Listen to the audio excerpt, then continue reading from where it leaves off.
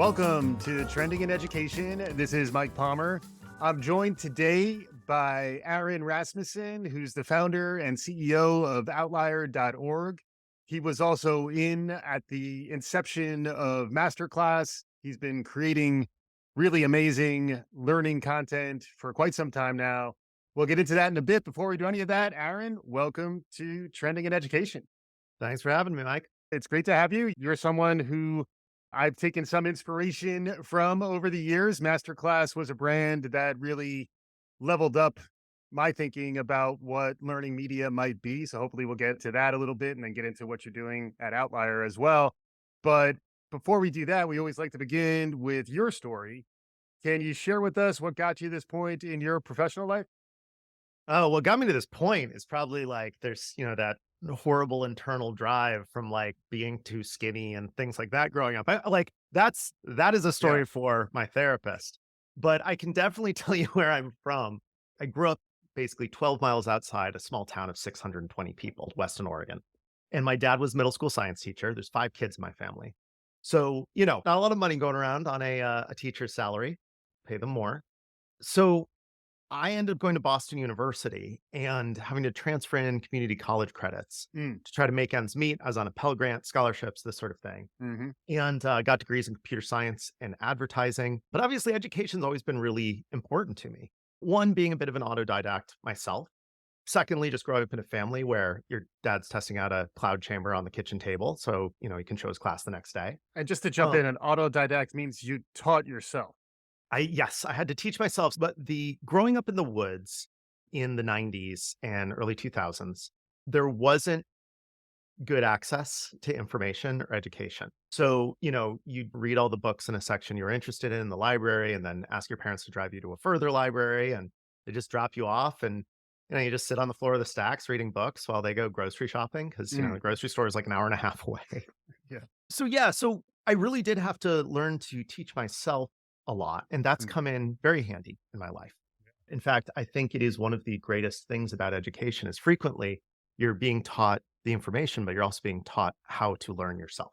mm, What sort of the trailheads of different topics are, what the structure of information looks like, mm, what it feels like to master a mm, topic. mm, So I go to Boston University, get degrees in computer science and advertising, started a robotics company, sold that when I was 24, started a beverages company, sold that when I was 28, then made a video game with my good friend Michael Astolfi.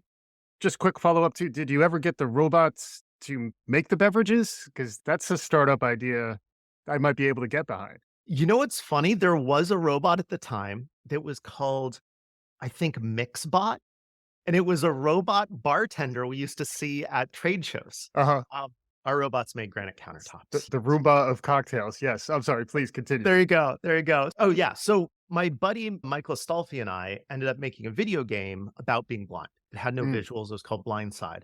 I was blinded in an accident when I was 15. I ended up getting my vision back. It was a bad chemistry accident, mm, but it prevented me from going into chemistry. It also gives you a pretty interesting perspective when you really don't think you're going to get your sight back. yeah, wow. So we made this video game that was just for fun. Like it's a good time working with one of your friends. It was kind of a way for me, I think, to work through some of those experiences. Yeah, We ended up winning some awards with it. And, it ends up being on Kickstarter and we're on Wired and then the New Yorker. And now they're making yeah. it into a feature film actually by Red Oh, Pictures. Don't worry, this is relevant in the future to education. So then I started Masterclass with my co-founder, David. So I was the creative side as well as weirdly the CTO, then he was the business side. yeah. And that was an incredible ride because it was really trying to figure out how to make online education something prestigious and beautiful was difficult. There were no prototypes for that. Right? And there's definitely a part where I was just kind of freaking out because, my job was to make all this stuff. It took a while to get to the masterclass style, that sort of conversational Yeah. style where you're really looking for these gems of information. So, Mm, anyways, set the style, actually ended up directing a bunch of the early ones myself. This very hilarious situation where Werner Herzog said that I should ask him the question. So I was like, okay, well, here we go. And then basically got on this great path, trained up a creative team, was able to hand the reins over and take a year off. For folks who aren't familiar with Masterclass, it is the golden age of television meets e-learning. It's not the Khan Academy. It's nothing against what Sal Khan's doing, but there is production value. You're also booking. I'm going to refrain from doing my Werner Herzog impression, although we all have that inside of us. You're booking some of the real premium talent, thought leaders, folks who, have name recognition.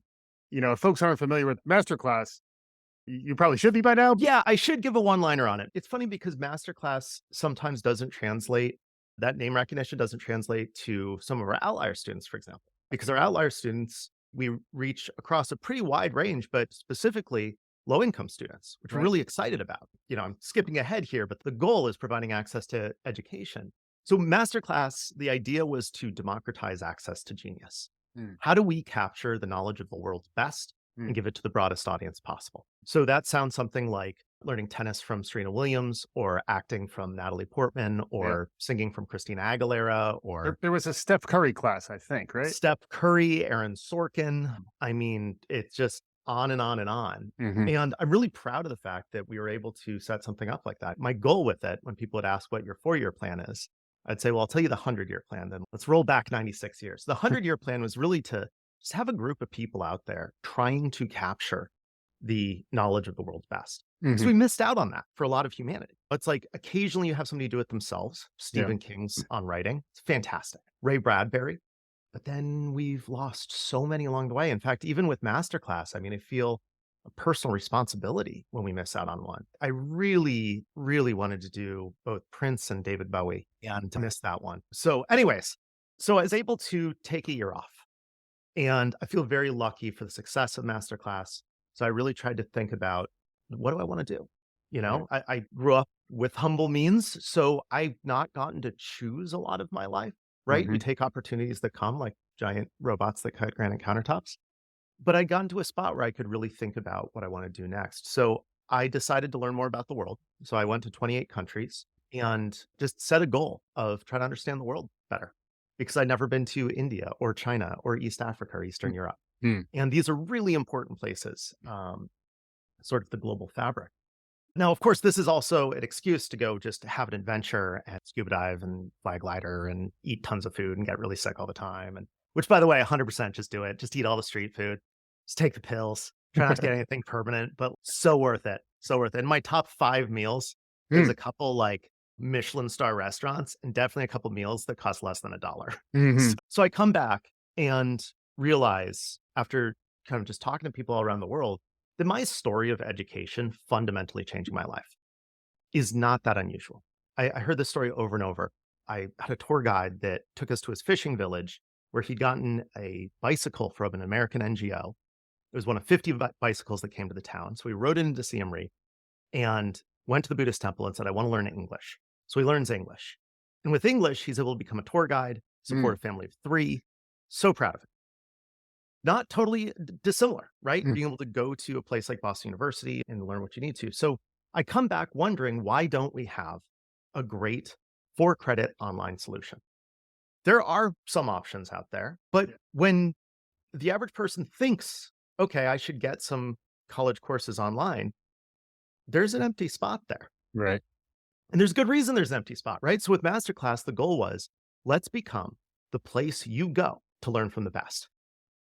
And like right now, I'm pretty sure if people want to learn from the best, they're going to think Masterclass. Now, there's a few other options out there, right? A few knockoffs and this sort of thing.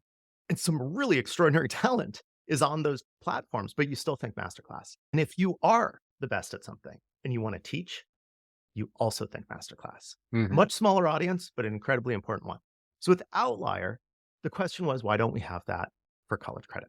So I started just researching. There's no secret to learning. Just read, and then start talking to people. And I found that a lot of really smart people who are well funded have tried to do this over and over Mm. again. And it's really, really hard for a number of reasons. The first is prestige.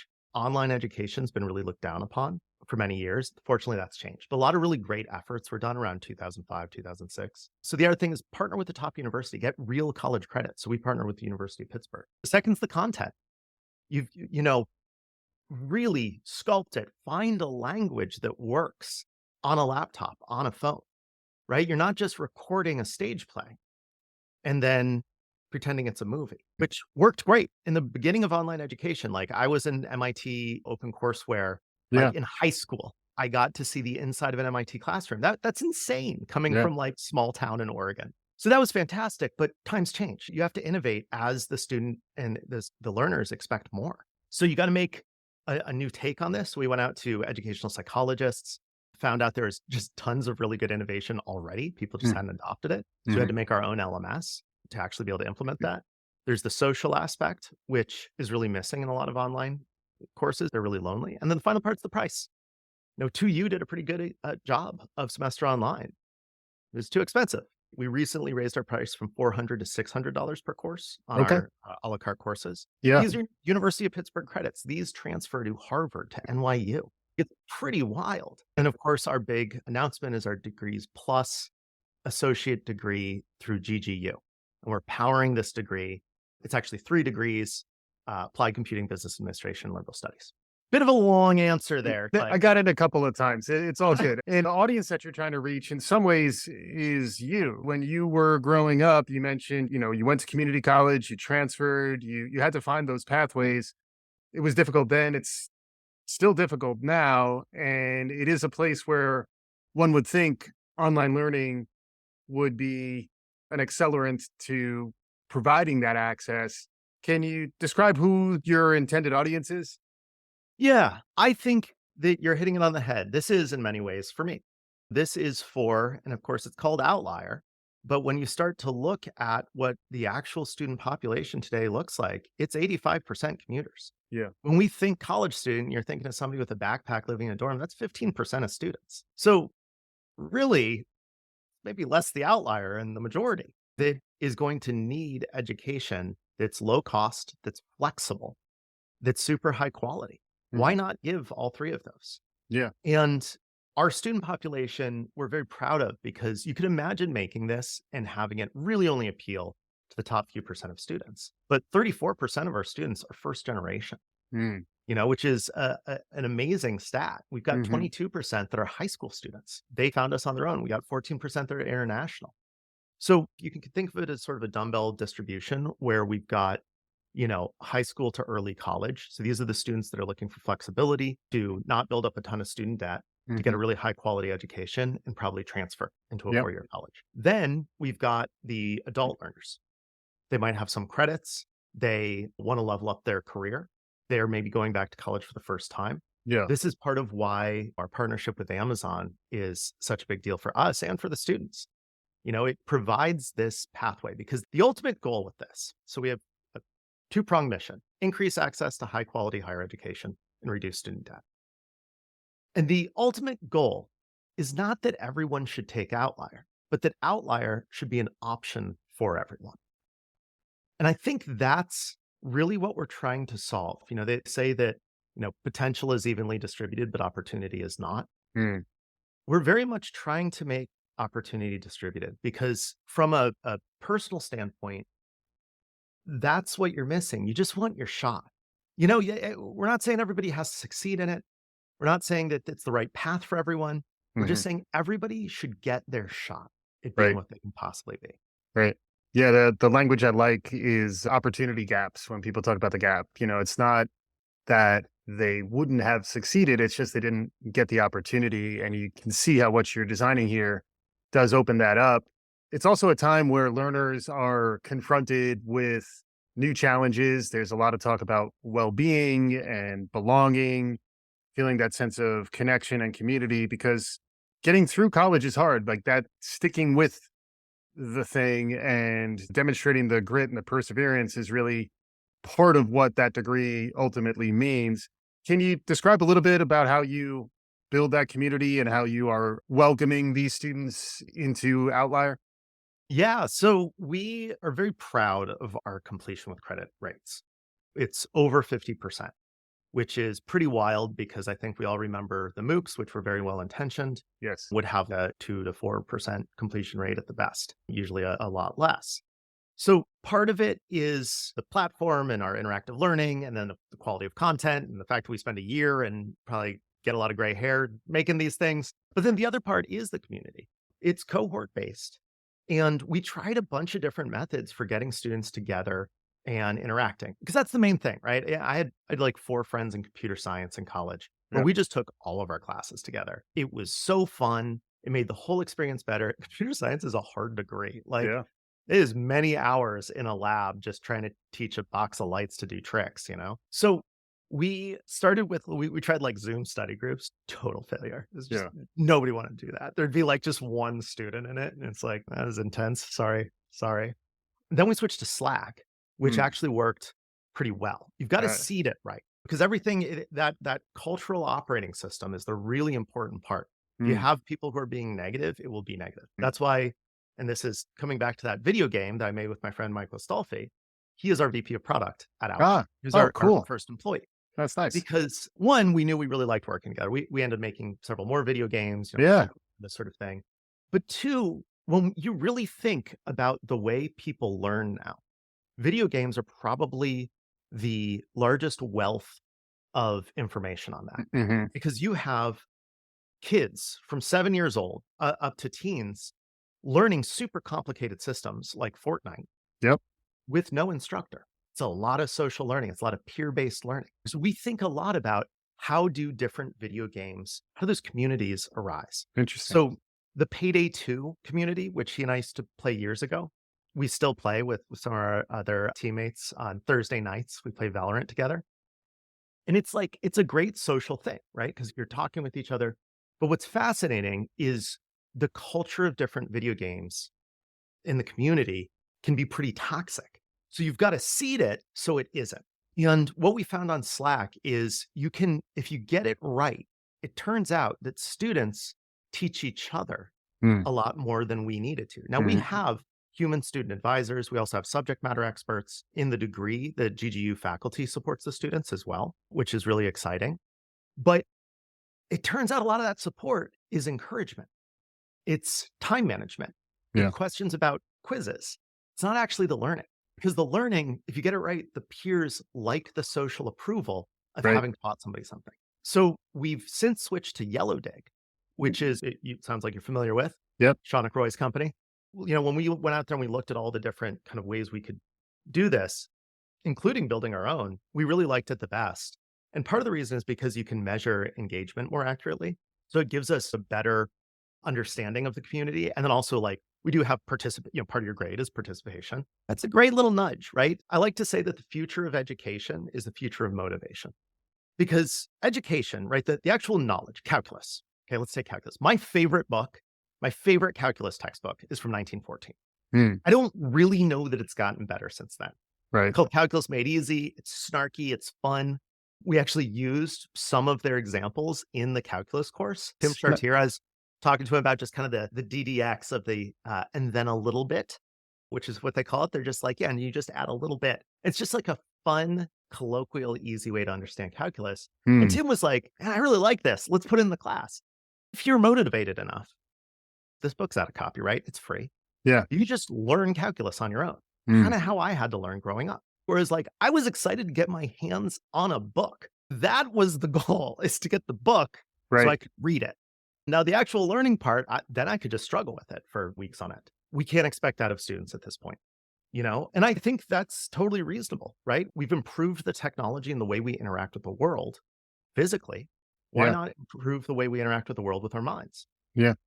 And part of this is okay, so if you get really good at motivating a student, you could motivate them through a textbook. You don't even need online education, right? If you had Peloton for textbooks, you could get students through textbooks. So this is a combination of all the motivational tricks you could possibly use to Yeah. get a student through a course, give them the confidence, give them the knowledge, and the understanding of how they learned that Mm. particular topic. Yeah, that's great. And I could see how building the trust and the psychological safety is kind of foundational in terms of the emotional design. But then you still have to deliver the content and you have to continue to earn the learner's attention. And that's where you've probably done the most groundbreaking innovation over the course of your career. And that's the part that maybe we could dig into next. We're trying to understand how we're going to teach the TikTok generation, how we're going to teach the Fortnite generation, where they're learning a lot. They're spending millions, billions of attentional hours in these other formats. And then frequently they go into a learning context and it's completely different, something that maybe their parents might have felt comfortable with 20 years ago. a lot of what you're building, I think, is with that future learner in mind, while still being relevant to the distribution you were describing. Can you talk about some of the product design concepts and principles that have been successful for you? Yeah. So we are in a tricky moment in education because people ask, why don't you just blow up the whole old system and make something new? And why don't you make it like an MMO video game that blah, blah. Yeah. Okay. I get that. There's people working on that.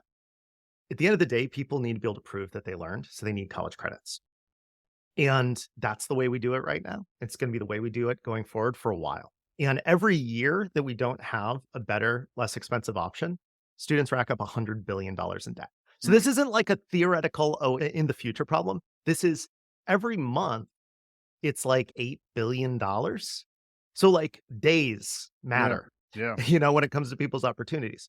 So for us, we have to straddle this very bizarre world where we think of seat hours, we think of video hours, and there's all of the assessments while trying to bring in some of this high engagement. How do you tear them away from their phones approach?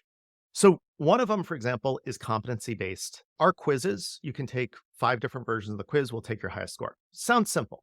When I talked to these educational psychologists, they said this is one of the best things that they found for teaching. And the reason is one, you're learning by assessment. And two, it lowers the anxiety around the quizzing. And anxiety and depression, obviously huge problems right now. Right. And we're not testing the test taking ability of the student. That is something that they should learn, Hmm. but we're testing their knowledge. So our midterms and our final are you take them once, they're proctored, but the quizzes are competency based. Mm. And we think about this kind of balance between the student's motivation and their, I don't know, sometimes I think it was like misery level. So, like with calculus, right? Calculus, you want to ramp them into it. The ideal version of calculus, which we'll probably switch up to at some point, I learned this from a New Jersey high school teacher, is to start with polynomial derivatives Mm. because anyone can do those. So by the time you get out the other side, you're like, I am so good at calculus. Mm. Now it's all the same information, even if you swap up the ordering, but that gives them the motivation that they can then get through a midterm that's going to be difficult. Right. So there's a couple different things. One is stuff like literally interleaved question sets, right? Where you get that variety, you get that retention synthesis, you've got competency-based quizzes, you've got the community, You got some spaced repetition in there, if I'm hearing you right. If you're got some spaced if repetition. you're interleaving, there's some spaced repetition. You got it. We've got guided notes, which are really helpful. Our interactive, so our textbook is actually, it's all active learning based. Yep. You're really clicking through it. There's questions every once in a while. You're really kind of playing the game where it's the game you used to play on TV back in the day, where you've got 22 minutes of content and a half-hour TV block. So you've got to say, come back after the commercial break, and you got to dance, dance, dance. Yeah. That's, I hate to say it, but the competition for instructors now isn't the college down the road. It's Mm. literally TikTok. It's literally Yeah. the most addictive, incredibly distilled algorithm of really incredible content. People are watching it because it is impressive. So we use those. The goals for us in getting students to continue to engage when their alternatives are things like TikTok, etc. Part of it is explaining to them why something is hard. So this is like a simple but incredibly powerful change. For example, we do pre-questions, right? So before you do a chapter, we ask you 3 questions that you'll know by the end of the chapter, but you don't know now. Mhm. Pretty frustrating, right? So it's like if you're getting a chapter and you get 3, they could be math problems, they could be psychology problems, you guess at them. Don't even tell me if you're correct or not. We let students know. The reason we're doing this is because it causes this good tension in you. Mm. So you will remember in the future when you see the answer to that. This Mhm. helps you learn. Mm. Letting somebody know why they're doing something hard Yes. makes them a lot more motivated to do it. Imagine if you didn't know that going to the gym made you healthier and, your clothes fit better. And somebody was just like, pick up and put down these weights. And you had no idea what the benefit was. And you're like, isn't there like a robot that can do that for me? Like, why am I doing this? Right? People don't mind doing hard things. It's not about making it easy. It's Mm. about making them want to do it. Yeah. Yeah. And the relevance is a huge topic, as is desirable difficulty, which you're touching on there too. You don't want it to be so hard that they can't get through it, and have the right motivation to come back, because in some ways learning that grit and perseverance to kind of power through, frequently that's the main limiting factor to those gateway degrees that can really open up the potential for your future. What about the economics of all this? You're providing affordable education. I'd love it if you could explain a little more how you're doing what you're doing. Yeah, so we're a for-profit company, which, I actually wrote a statement on it on our front page to explain why. So initially, I actually tried to fund the company off foundations, and it Mm, was a nightmare. It was pretty wild coming off the success of Masterclass and saying, hey, I want to help upgrade this system. I don't want to disrupt this system. College education's amazing. Put a person on the moon. Okay. Like we know it works. It's too expensive. When you look mm, at the ROI, the I is way too big, but the yeah. returns are super clear. So I go to foundations. It's so slow. Nobody's willing to take a jump on anything. So I actually just got frustrated and self-funded it. And then very quickly, Michael Deering came in, and then GSV, and then Google Ventures. We've actually raised about 46 million in venture funding so Mm, far, but this is a mission-driven company. And it's funny because people have a hard time kind of wrapping their head around that sometimes until they look at the tuitions between nonprofit and for-profit colleges. Nonprofits tend to be more expensive. There's nothing wrong with that or with the nonprofits. What's wrong is we need to figure out how to deliver education less expensively. mm, Because the problem that we're running into is that students are restricting their majors going into college. They look at the expense of college and they say, I have to either get a business or a computer science degree. right. How am I going to pay for college otherwise? Even if they do go into a degree, which we need lots of history, philosophy. I love liberal arts. I love hiring people with liberal arts backgrounds. Yeah. They come out the other side, and let's say they have a history degree, and they say, okay, well, now I've got all these student loans. I can't go work at an NGO. I can't go pursue this documentary I want to do. I have to go work in finance. And the thing is, there's no problem in work in finance if you want to work in finance. But the idea that we are restricting a human being's opportunities to live a happy life from such an early age is pathological. So the economics of this clearly online, scalable is the only way that we can educate the number of young people that are coming up in the world today. There's a Mhm. massive need for education. People are hungry for it. India has a booming education industry as well as a booming population. And I say the more education, the better. Now, the reason it has to be scalable is because of this economic principle called Boehm's cost disease. Mm, And Boehm's cost disease is basically that if an hour of a person's time yields a certain amount of productivity, and the rest of the industries around them start becoming more efficient, so an hour of those industries, an hour of a person's time, is more productive. mm, Necessarily, that original person's hour has to become more expensive. So we start looking at the way we've taught, which is the same for thousands of years. I think it's a very natural way to teach in a tribal manner, right? You've got a person, 30 people, something like this. The efficiency of that hasn't changed. And the Industrial Revolution took off in the 1800s.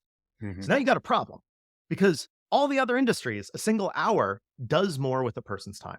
And now a single hour still teaches the same number of students. Mm, I mean, I don't love that. I would love if every student could have a one-on-one tutor. I think that'd be incredible, but it's right. not economically feasible. That's why we have to be scalable. We have to be online and we can do that at high quality. And then at the same time, there are ways in which you can invest that improve the quality. You're always looking for innovation on the delivery side. You've talked to educational psychologists. You're also someone who has a background in media, gaming, and innovation. Are there other trends emerging nowadays that are capturing your imagination, things that you think might be important for folks who care about the future of learning? Yeah. What I found watching my dad teach when I was younger is he would try any new thing to connect with the students. Hmm. So I remember he had this like system that was like a game show where you could use buzzers and he'd ask questions and the students would like buzz and they'd do a game show. Such a simple concept, really fun. Yeah. And what I'm seeing now is the really good teachers out there are using every avenue they can. You see them on TikTok. I think there's this account teaching on tables. Hmm. And it's this teacher that just uses TikTok for it. And that's the way she teaches her students. Great. I say great. We are seeing a trend of this sort of more, short form stuff. McGraw Hill just released Sharpen. We'll see how this all goes. I say try it all and find out what happens. Yeah. Facebook, or I mean, Meta's been making a lot of noise about the metaverse. Right. Mike Astolfi and I were very early in VR. We actually made the one of the first 5 games for Oculus Rift at E3 that year. Cool. So we've been a huge fan of it, but we're also big fans of only using what's effective. So I think we will see really great VR solutions in the future. I think it'll take us a little while to figure out how to interact with that technology and how it works for teaching. I think we're going to find out that it's really nice for people to just be able to work together in the same space. Yeah. I know that's a funny thing for an, person going down the online road, but like my hope would be that somebody finds a friend in our class and you go to their house and you work Yeah. side by side on your laptops. It's what I did in college. Mhm. And that doesn't go away. That part of our brain that Yeah. enjoys being around other people Mhm. doesn't go away. Even for an introvert like me that wants to enjoy it and then have some alone time away from other people. Yeah, that's great. And it is interesting to think about as these virtual spaces emerge. Can you get some virtual sense of community or do you have to actually be shoulder to shoulder? I can answer that. So here's what's interesting. Obviously video games comes up a lot. I've designed a lot of products. If people aren't looking at every video game that makes headlines coming out, they are missing out on the best thinking in interactive design. Because here's the thing, we know community works online because we've seen it in video games. And we know community around hard stuff works online. World of Warcraft had these massive guilds that would do these raids. That stuff wasn't easy. You're staying up all night, you're coordinating these things. Yeah, it's maybe more fun to go kill a monster and get coins than it is to do an exam. But as long as you can align the community around that goal, Mm. you're set. I mean, we've looked at doing, we actually have this kind of interesting 2D audio spatial setup that our VP of engineering made. And we'll just drop all the students into it the first day, and you look like a little game character. Mm. There's no video, but you Mhm. can hear each other. Sort of like Gather Town. Yeah. But it's great that there's no video because it's low pressure. It lowers the anxiety. Then everybody just mills around and talks to each other, gets to know each other. It's first day of class. It's amazing. You're talking to this prodigy high schooler that's, making rockets, this retired CEO, this working dad that's like going back to school. It's the coolest thing. And everybody's like really nice to each other because Yeah. you Yeah. gotta seed that. And you got those initial interactions. Mhm. Nothing fixes toxicity like deafening silence from people. That's how I go about it. Pretty amazing stuff going on. The company's called Outlier.org. Aaron Rasmussen has been our guest today. As we're concluding, I always love to give guests a chance to provide some closing thoughts, perhaps some takeaways for our listeners as they go back to the rest of their lives. Any concluding thoughts? Yeah, I'm just a big fan of anything you learn about educating people. Let's all share it. I've found that people in ed tech tend to be a lot less competitive than other industries because I think a lot of us got into it for the same reasons, which is to educate people. And I think that there's a huge amount of opportunity to learn more about the way people learn than our species has ever known. Right now, we're doing this better and cheaper. In the future, it'll be faster. And to your reference before about the forgetting curve, I don't know if it'll be faster in overall time to learn a topic, but probably in the time per day, it Mm, will be. mm. Shout out to Ebbinghaus. And Shout out to having us. yeah, yeah. I like to quote Barton Fink. We're going to be hearing from that kid, and I don't mean a postcard. Very impressed with all the work that Aaron and team are doing. The company's called Outlier.org. Check them out. Aaron, thank you so much for joining us on today's show. Thank you so much for having me, Mike. Awesome. And our listeners, hopefully you enjoyed the conversation as much as I did. If you did, please subscribe, tell your friends, do all the good things. This is Trending in Education.